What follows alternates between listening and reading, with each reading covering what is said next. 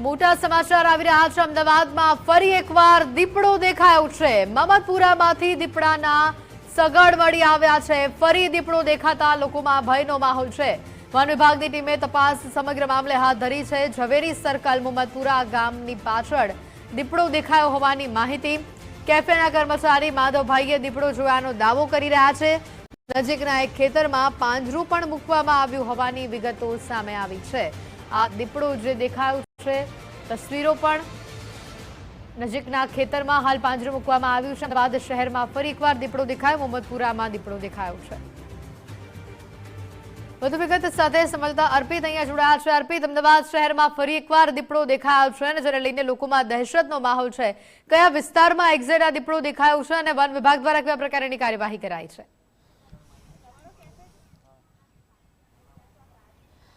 સૌથી પહેલા એક સ્પષ્ટતા કરતું કે હાલ માત્ર ચર્ચા છે દીપડો દેખાયો હોવાની અને દાવો કરવામાં આવ્યો છે। જે પગલાં છે એ પગલાંના આધારે અહીંના એક સ્થાનિક દ્વારા દાવો કરવામાં આવ્યો છે। મમદપુરા ગામ આવેલું છે, એની બહારનો મુખ્ય રસ્તો છે કે જે ઝવેરી સર્કલ સેન્ટોસા પાર્ક તરફ જવાય છે। એ રસ્તા પર આવેલું એક કેફે છે। એ કેફેની પાછળ પાસ ધ કેફેમાં અહીંયા દીપડો હોવાની ચર્ચા છે અને એ દાવો કરવામાં આવ્યો છે અહીંના એક કેફેમાં કામ કરતા કર્મચારી દ્વારા। આપ જો આ સર્કલ કરેલું છે એ સર્કલ આ દીપડાના પગલાં હોવાનું અનુમાન છે, એની ચર્ચા છે, એવો દાવો છે। માત્ર એક આ પગલાં નથી, અહીંયા અલગ અલગ સ્થાન પર એ પગલાં છે અને એ પગલાં ને આપણે બતાવું તો આ એક પગલું છે। સાથે સાથે જ્યાં જ્યાં દીપડો ફર્યો હોવાની વાત છે એ ચર્ચા છે, જ્યાં જ્યાં એના પગલાં હોવાની વાત છે ત્યાં ત્યાં આ રાઉન્ડ કરવામાં આવે છે। મારી સાથે કર્મચારી છે કે જેમને દાવો કર્યો છે દીપડો દેખાયો હતો, એમની સાથે પણ આપણે વાત કરીને જાણીએ કે ખરેખર एक्चुअल શું घटना थी। अच्छा, आपका नाम सबसे पहले बताइए। मेरा नाम है माधव सिंह सिसोदिया। अच्छा माधव भाई, ये बताइए कि क्या हुआ, कब हुआ, कैसे हुआ, आपने कब क्या देखा? देखो, मेरा यहाँ कैफे में दिल्ली का है। मैं हो गए 7 महीने समथिंग हो गए इस कैफे में, बराबर। सुबह शाम को 4 बजे कैफे खुलता है, बराबर, और सुबह 4 बजे यह बंद होता है, बराबर। कैफे का नाम है पास द कैफे, बराबर।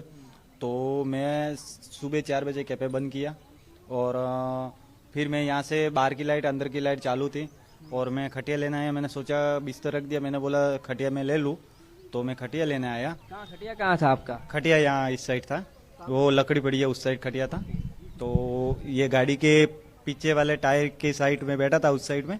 ये व्हाइट गाड़ी दिख रही है वहाँ पे? व्हाइट गाड़ी दिख रही है इसके साइड में। तो फिर मैं वहाँ से घबरा गया, पूरा घबरा गया मैं। वहाँ से मैंने सोचा किस साइड भागूं यूँ, तो मैं अकेला ही था, यहाँ पर कोई था ही नहीं, बरोबर। पूरा जंगल ही है तो कौन रहेगा यहाँ पर। तो ऑनर भी तभी गए थे, थोड़ी देर के पहले ऑनर गए थे यहाँ के कैफे के ऑनर भी। तो फिर इसके बाद मैं घबरा गया, मैं पीछे पैर से मैं रोड की तरफ चला गया। फिर साइड में मैं पतरे में चला गया, तो पतरे में बैठकर मैंने 112 पर कॉल किया। तो 112 वाले दो का ख्याल है कि वो तेंदुआ था, दीपड़ा था? मैं कंफर्म है, मेरे हिसाब से कंफर्म है। लोग मेरे को झूठ बोले तो झूठ सही। अच्छा, कैसे कह सकते हैं, आपने कभी फेस किया है दीपड़े को, तेंदुए को? राजस्थान में देखा हुआ, नवरात्रि 3 तारीख, ये नवरात्रि नहीं पहले की नवरात्रि 3 तारीख नवरात्रि बैठी थी तो मेरे पीछे दौड़ा हुआ। ये आप जो बता रहे हैं वो पहले की बात है? हाँ, ये पहले की बात है। राजस्थान में फसलाचा छोटा गाँव। कितनी साइज कितनी होगी, कुछ बता पाए? छोटा था, बड़ा था? बेटा था, इसलिए साइज में मेरे को पता नहीं चला है। झूठ क्यों बोलूं, झूठ बोलने से मतलब नहीं है। अच्छा, तो उस वक्त सुबह में लाइट थी, आपने कैसे, आपको दिखाई कैसे, मालूम कैसे पड़ा कि तेंदुआ ही है? बाथरूम की लाइट, इस साइड वाली लाइट चालू थी, तो वहाँ की रोशनी थोड़ी थोड़ी आ रही थी, ऊपर टिपके थे, इतने मेरे को ख्याल आया है। हाँ, તો અહીંયા જે એક કામ કરે છે કેફેમાં, એ કેફેના કર્મચારીઓનો દાવો છે, કર્મચારીનો દાવો છે કે આ જે પગલાં છે એ પગલાં દીપડાના છે, બરાબર। આપણે કાર તરફ હું લઈ જાઉં તો એ કારની આસપાસ પણ કેટલાક એના પગલાં છે એને આઈડેન્ટિફાઈ કરવામાં આવ્યા છે। જો કે એક મહત્વની સ્પષ્ટતા એ પણ કરી દઉં કે વન વિભાગ દ્વારા હજુ સુધી અધિકૃત રીતે આની પુષ્ટિ કરવામાં નથી આવી, માત્ર ચર્ચા છે। જે વ્યક્તિનો દાવો છે એ વ્યક્તિના દાવા અને ચર્ચા પ્રમાણે વન વિભાગે અહીંયા નજીકમાં પાંજરું પણ મૂક્યું હતું ગઈકાલે આખો દિવસ। એટલે હું બરાબર આ જે ઘટના છે એ આજે 29 તારીખ એટલે 28 તારીખે વહેલી સવારે 4 વાગે આ ઘટના બની હતી।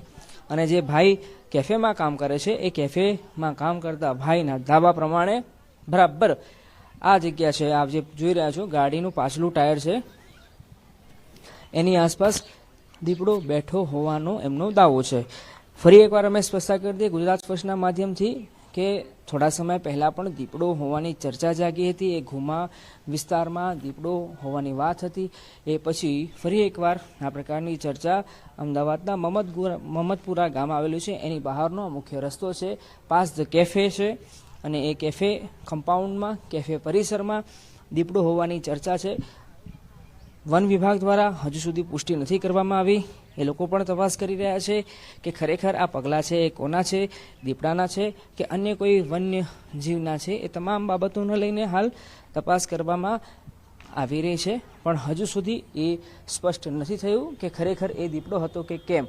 કારણ કે અહીંયા આસપાસમાં એવા સીસીટીવી ફૂટેજ પણ નથી. માત્ર એક વ્યક્તિના દાવો છે. એક વ્યક્તિના દાવાની ગંભીરતાને જોતા, કેમ કે વન વિભાગ પણ કોઈ પણ પ્રકારનું રિસ્ક નથી લેવા માંગતું, માનવ જીવનને નુકસાન ન થાય, લોકોમાં ડર ન ફેલાય એનું પણ ખાસ ધ્યાન રાખવામાં આવી રહ્યું છે. અમે પણ અહીંના સ્થાનિક લોકોને અપીલ કરીએ છીએ અમારા માધ્યમથી કે આવી કોઈ પણ પ્રકારની અફવા હોય તો અફવામાં ન આવે. જો કોઈ એવી ચર્ચા હોય, કોઈ ઠોસ પુરાવા હોય, કોઈ ઠોસ માહિતી હોય તો એના આધારે જ આખી બાબતને પ્રેઝન્ટ કરવામાં આવે. કેમ કે જ્યારે આ પ્રકારની ચર્ચાઓ ચાલતી હોય ત્યારે લોકો ગેરમાર્ગે દોરાય એ સ્વાભાવિક વસ્તુ છે. પણ હાલ માત્ર ને માત્ર આ ચર્ચા છે એના પર વન વિભાગ કામ કરી રહ્યું છે. આસપાસના વિસ્તારમાં ગઈકાલ સુધી પાંજરું પણ ગોઠવવામાં આવ્યું હતું અને કેમ કરી દીપડો ટ્રેસ થાય એ તમામ પ્રકારના પ્રયાસ વન વિભાગ દ્વારા કરવામાં આવી રહ્યા છે. જો કે હાલ તો માત્ર ને માત્ર ચર્ચા છે. ચર્ચા એક વ્યક્તિના દાવા પ્રમાણે છે અને એ દાવાનો પુરાવો અહીંયા જે પગલાં મળ્યા છે એ પગલાં હોવાના કારણે આખી વાતને સ્થાનિક દ્વારા રિપ્રેઝેન્ટ કરવામાં આવી છે. જો કે આ મામલે હાલ વન વિભાગ તપાસ કરી રહ્યું છે. એ તપાસ પછી જ ખ્યાલ આવશે. વન વિભાગ તરફથી અધિકૃત રીતે જ્યારે સ્ટેટમેન્ટ પ્રતિક્રિયા સામે આવશે ત્યારે હકીકત શું હતી એ તમામ બાબત જાણકારી સામે આવી શકે. બિલકુલ, આભાર વિગતો બદલ.